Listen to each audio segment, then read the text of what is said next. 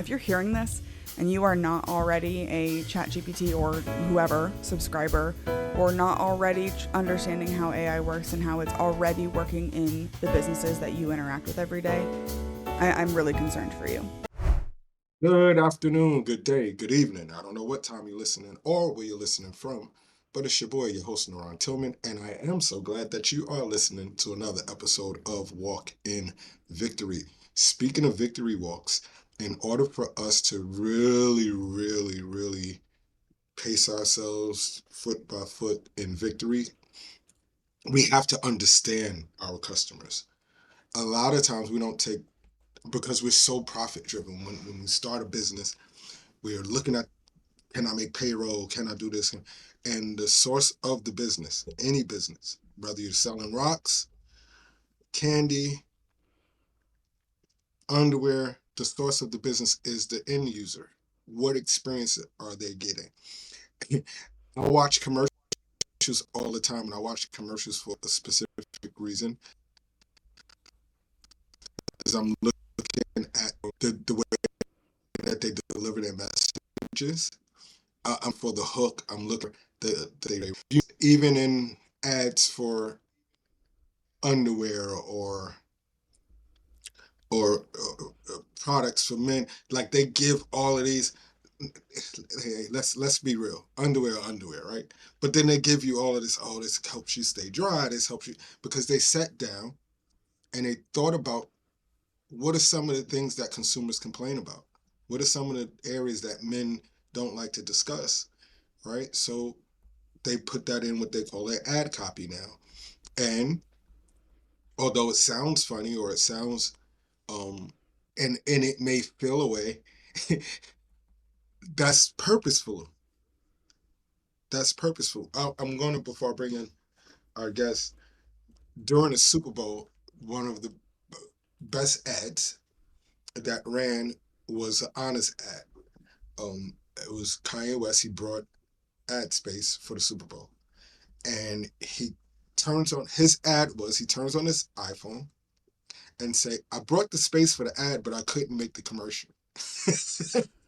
I didn't have enough money to make the commercial. But I need you to go online and buy my sneakers. He sold more sneakers in that from that ad because it was pure. It was borderline genius. He's done other things that's not so genius. And it was effective because he understood who he was talking to. He understood that he had a captive audience, and maybe he didn't have the money, maybe he did, but just being raw and authentic helped him sell more sneakers in one day than it almost broke the internet. And that's what we're going to be talking about today. How are you? I am so excited to be here. I was taking notes as you were talking, just of like things that you were saying that I agree with and I want to talk more about. So we're gonna have a great conversation. I can't wait. Yeah, so let's tell the audience about yourself, and then we'll start from where it is that you feel like this conversation needs to be. Yeah. So I joined a small startup right out of college. I had like quote unquote real jobs on the table for me. And then instead of taking one of those real jobs with a salary and benefits and, paid time off, I joined a pre revenue startup in which I was a 100% commission only seller, which was quite the exciting opportunity for my parents. I don't think that they were super pleased with my decision on that, but ultimately were supportive. And what fascinated me about this startup was exactly what you kind of talked about in this opening, where how do we take people from I am interested in this to I am buying this as quickly as possible? And what is the psychology behind how people make those decisions? And how can we as business owners do it in a way that is true to us and authentic to who we are, but also speaks to the customers we'd love to have? And so that's really my background, and what I spend most of my time doing is helping companies, helping entrepreneurs, helping people trying to build businesses figure out what that pipeline from I'm interested to I'm buying looks like for them. That pipeline from I'm interested to I'm buying is a real slippery slope when we talk about, because where people mess up digitally is that they go for the big swing in the first pitch. There, I don't know you, and I'm asking you to give me your credit card. But the journey. Let's talk about the journey that people need to feel in order to make that big purchase decision. People these days have more choices than they really ever did before and more opportunities to explore. So if it feels like you have more competition than you did before, it's because you do, right? Like back in the day, you were limited by your geography or your personal network or how many doors you could knock, during a day to try to sell someone or what real estate you had. And now the entire internet is kind of like a very small Main Street marketplace in a small town. You are competing for all of the same people. And so the hardest part about that is, and I think the thing that people get wrong the most is they assume that what works for someone who sells something like them will work for them. And so they follow some guru who says, okay, do A, do B, do C. And then suddenly you'll be making $10,000 a month, no sweat, like while you sleep, right? But in the reality, like of how our customers actually buy from us, they want to buy from you. And so like you can totally take that big swing at the credit card, right? That can be the first thing that somebody ever buys from you, but it won't be the first thing that they get from you. And so as you are online building your personal brand, you have to show them who you are. And the reason that Kanye West ad worked so well, and you made this point already, is that it felt true and authentic, and the people who it was for heard the call. And if you didn't like that Kanye West ad, odds are good it wasn't for you. And that's okay, because we cannot sell everything to everyone. You have to figure out, what is my authentic message? Who are my authentic people? And what is the way that I can speak to them in a way that only they will hear? Oh, I'm glad that you brought that up and laid the foundation for what I'm about to say. Because I had a friend of mine who was like, "Oh man, I tried to listen to your podcast, and it was." I said, "My podcast is not for you. My podcast Right. is for people that are ascribed." But when I first started podcasting, I was trying to have conversations with everyone, and that wasn't my superpower. And that's the same thing with business. Your products, goods, and services may not be for everyone. And I'm going to ask you this question, and I think that this is a fascinating question, and I want to see your answer. I asked my son one time, "What's the difference between $100 pair of jeans, a $20 pair of jeans, and $1,500 pair of jeans?" But the bottom tier, in my opinion, it's probably a quality difference, right? But the middle to upper tier, it's literally just perception and marketing and the way that people perceive the luxury, right? So there is real difference in quality. But Yes. my Gucci purse isn't any better than my Target purse simply because it has the word Gucci on the side. And here's and this is why I think that, and I loved your answer to the question. I think that why this question is important, because we're selling an experience. Is that what you're telling people? Like, we're selling an Yeah. experience. We're selling a perception of what's about to happen, right? So I Mhm. work with a lot of entrepreneurs who say to themselves like, okay, there's like three different groups of pricing out there in my market. There's the bottom dollar coaches or the bottom dollar products, there's the mid-tier products, and then there's the super high-end luxury products. And sometimes people are so desperate to get that first dollar in that they lump themselves automatically into that bottom tier product, even though what they're Mhm. delivering could be a mid tier product or even a luxury product. And yet they think to themselves, well, I couldn't afford to pay $10,000 a month for this, so therefore my customers can't either. And you are not your customer. So if you can figure out, like, who are my people and what am I worth, and have that authentic conversation, because a lot of people will underprice themselves simply because maybe they couldn't afford that price, but that doesn't mean your customer can't. It's funny, when I finally got better at podcasting, I took a podcasting class during COVID. It was a challenge, and it was to be a guest on the show. And I said, I want to understand the mindset of a guest when they come on. I interview people. I wasn't guesting at the time, and the challenge was very, very helpful in the fact that it helped me to streamline my message. Three core messages that I can talk about over time. So I had to really, yes, I love sports. Yes, I love this. Yes, I love that. But I have to really streamline the conversations that I'm having, because I can't have if I'm going to have a sports podcast, it has to be a sports podcast. If I'm going to have, so that's what we learned. But what it also did is that the coach said, from the podcast, you have to think about monetization. And it took a while, where you have your big offer, because now you're becoming a specialist in your content of topics of influence. And then you have to be able to create your offer. Just because you can't afford your offer, maybe in the beginning, doesn't mean that someone in the audience can't afford the offer. When did you get over the fear of pricing, and why do so many people get stuck in there? It took a really long time, to be honest. And my advice, I have my own podcast, and I just had a guest on who, her episode goes live in a couple of weeks. And she said it's so much easier to slide down than to climb up.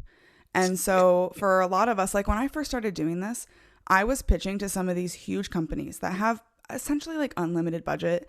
And I'm over here being like, well, will you pay me, a couple $1,000s, when that's like a rounding error on their drink bill at the end of the night at the bar. And yet I'm over here begging for this, couple scraps. And then it took me like 5 or 6 years to climb up to a price in which I was actually making money and profitable and could pay my employees and like pay all my bills for that client. And going forward, looking at that climb, I don't want to do that. And so when she said like, hey, it's a lot harder to climb up than slide down, that really changed my perspective once again when I was thinking about my new company that I'm working on, not coming in just because someone says, hey, that's too high. That just means they're not my customer. It doesn't mean anything's wrong with me or anything's wrong with my product. It just means they're not a fit for me, and that's okay. And there's plenty of fish in the sea, and I'll move on. You have a podcast. You're an entrepreneur. Where did that spirit come from? I'm not really sure, to be honest with you. I had no intention of going into entrepreneurship. I really was going to be like a traditional corporate girl who, climbed the ladder, and I had full intention of, I was going to get a job at an agency or a big corporation. I was going to climb the ladder. I was going to be, have a VP in front of my title or something to that effect. And I came across this company, and I was just so fascinated by what they were doing and the work that they were doing. And so I talked to my dad, who had done kind of that thing, and he wasn't super thrilled about it, but he said, you might as well go for it. You're already poor. You're already in college. You don't really know what it's like to make money anyway. So, worst case, you get in on the ground floor of something amazing. And, best case, you get on the ground floor. Worst case, you totally fail, and then you come out with some great stories. And fortunately, for the most part, it has gone well. But I really discovered a love for the entrepreneurial spirit and the types of people who are open to taking on these challenges, because it can be really lonely and it can be really hard. And the number of people who say, well, you own your own business and you work from home, so isn't it great that you just get to fold laundry all day and like your house is probably always spotless? And let me tell you, it is not, because I'm glued to this desk trying to make something happen and something, trying to make the impossible happen. And when 90-something% of all businesses that get started and registered fail within the first year, it's so exciting and gratifying to see my community of people being successful. And that's really what has kept me in entrepreneurship when I never intended to be one in the first place. You found your voice. What was that journey like? Because you're here it is, you're going, and you're in this startup. You really don't, but you don't know. You're going by the gut. But how was that journey when you were able to find your voice? And when did you realize that you can be more of an asset to the entrepreneurial community? So my first business was in an incubator, right, with other startups kind of in the same place. And that experience was kind of life-changing for understanding everything that it takes to be successful and looking around and seeing, some people who are really doing well and what are they doing well and why are they doing well. And some people who just never seem to really be doing anything, and what is the reason that is happening. But you talked about like finding your voice, and I'm about a year into podcasting. And I started my podcast because I was so afraid to speak up and tell my story and talk and have conversations with people about what I was doing. And so I actually started the podcast for the express purpose of practicing that skill, putting myself in an uncomfortable situation. And I did interviews simply because I knew if people come on my show, they expect you to post that episode. And so I created an accidental like accountability group with my network. My first 10 episodes were horrible. So thank you to my first 10 guests who were patient with me. But now I'm like 120 episodes in over the last year. I record like 10 episodes a week because I love the conversations that I'm having. They give me so much energy and spark. And I get to build relationships with incredible people who are building things. And I get to help them with their dream and their journey and whatever they're trying to be better at.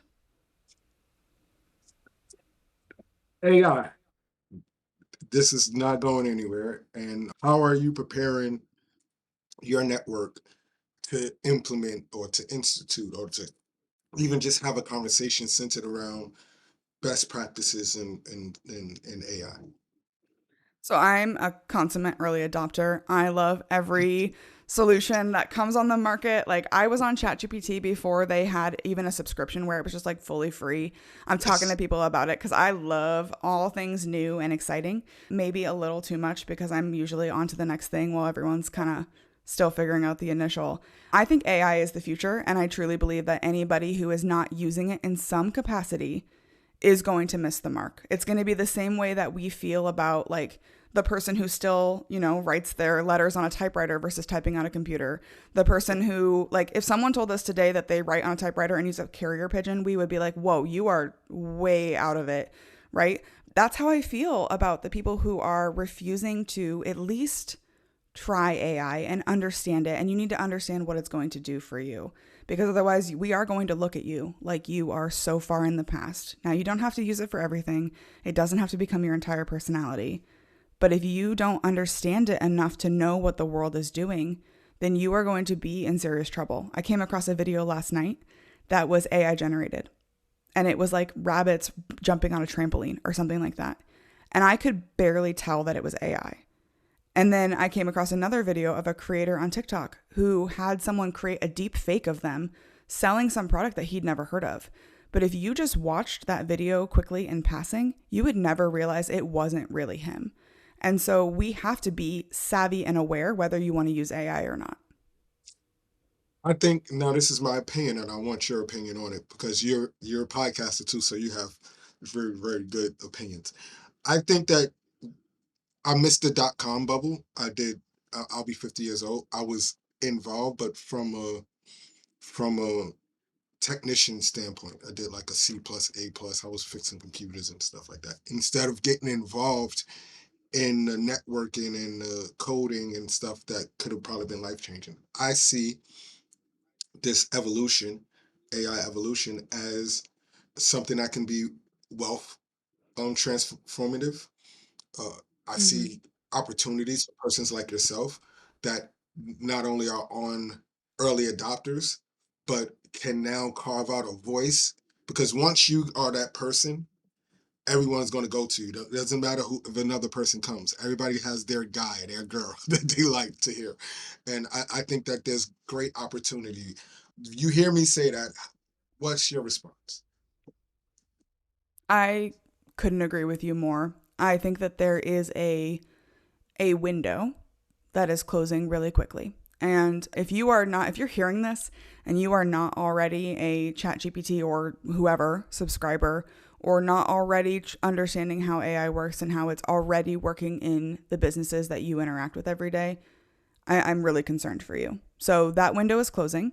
And I think that there's going to be a new wave of potential for people like you and like me who see that opportunity and that horizon. And we have to just be brave enough to step through into the opportunity, because someone will, and it might as well be us. Yeah, and it's like, how do you get over the fear? Now you talked about transparently your first 10 episodes. My first 10 episodes was horrible too. So welcome to the club. Everyone's are. Yeah, I'm about 400 and plus in. But how do you get over the fear of hitting send after you do a show? What was your process? Because I did interviews, and I recorded 10 interviews before I posted an episode. So I had 10 people like calling up and emailing me and saying like, hey, when's my episode going live? And I'm a people pleaser, right? So I'm like, well, I guess it's going live next week because you asked, and I'm going to make it go live. You know, I look back at some of the things that I did in the beginning of that episode, and like I didn't really promote it as well as I could have or as well as I do now, because I was a little bit afraid of what people are saying. But then I started talking about what I've got going on. And if you can talk authentically and vulnerably and with the people that you're working with, you will be surprised that some people you never believed would support you are supporting you, right? Some people are going to make fun of you and think you're doing something stupid, but the number of people who, after I started posting episodes, said, oh, I listened to your episode last week. This part really resonated with me. I needed to hear that. And usually, almost exclusively, it wasn't people that I was close with. It wasn't my friends or my family. It was some acquaintance that I had met at a conference, 2 years ago. And they said, this line in your podcast or your newsletter really resonated with me. And so I think you put it out there. You ignore the listens and the analytics and the vanity metrics in the beginning because they're going to be low and you're going to be disappointed. But look for those little moments where someone says, I needed that, or I resonated with that, or I connected with that. That's really what kept me going. So in the beginning, it was peer pressure of the people I had on the show.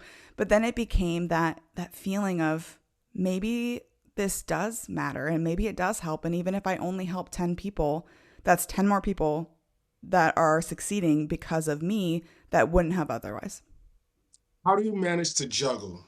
Because you have a lot happening. You consult, you record, you have other things that has to drive revenue. How do you manage to keep your life from going crazy? Well, that I will let you know when I officially figure that out. But the way I keep my head above water is really good systems, really good automation, and a lot of AI. There's really no other way for me to exist, right? So my podcasts are booked, via booking system. I use Canva to do all of my thumbnails, and I have a template where I just drop in the picture, and that has evolved over time as I've gotten into it. And then I really just look at let's not look at all the things I could do for the podcast. Let's look at all the things I am physically capable of doing at this time. And yes, would I like to do, this promotional thing or that thing? Yes, but I literally just cannot do it right now. And that's okay. You don't have to do 100% of what it is. You just have to do 100% of what you are capable of doing. How important for you, as I let you go, thank you for this wonderful conversation. How important is your identity, your brand identity, and what is your superpower? Tell the world. Okay, my brand identity, early adopter, I'm always changing something, which makes it hard because sometimes my identity, I feel like chameleons a little bit. But what I've really settled on is I am trying to build the future of work and customer relationships. What does it mean to lead as customer expectations rapidly evolve? And how do we build relationships and keep relationships with our customers? And that's really what I'm focused on right now. There you have it, everybody. I told you we sit you at the feet of the masters. Listen, if you're in business and you're not really paying attention to your customer, you're not going to be in business long. The customer drives the business. We don't drive the customer because the customer will go somewhere else. If you're in business and you think that your family is going to be your customer, you're probably not going to be in business long because the family will be the last people to buy from you. So you have to develop a storyline that allows people to know who you are and to meet them where they are in need at. We don't ask you for Cash Apps or Venmos or things, but what we do ask you for is that you support our guests. Alyssa's, all of her information is the description, and subscribe to her podcast. Listen to a few episodes, leave some comments and share, but also subscribe and like and share on our podcast. It helps these conversations get to the ears of the masses. Don't walk with your head down. Don't walk making excuses. Walk to your computer, go to walkinvictory.me. The book will be out this fall. Awakening I Am, our agent, will be out this fall, where we are helping young men and women re-enter into population. And we need you to go and tell it on the mountain, over the hills, and everywhere. Walk in victory. Peace.